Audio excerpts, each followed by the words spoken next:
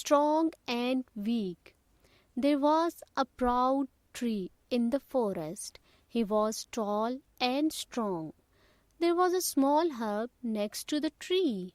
The tree said, I am very handsome and strong. No one can defeat me. Hearing this, the herb replied, Dear friend, too much pride is harmful.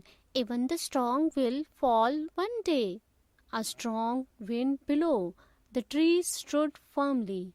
Even when it rained, the tree stood strong and spreading its leaves. During this time, the herb bowed low. The tree made fun of herb. One day there was a storm in the forest. The herb bowed low as usual. The tree did not want to bow. The storm kept growing stronger.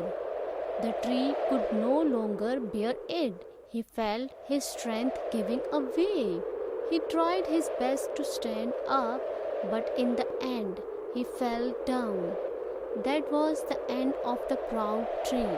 When everything was calm again, the herb stood straight. He looked around.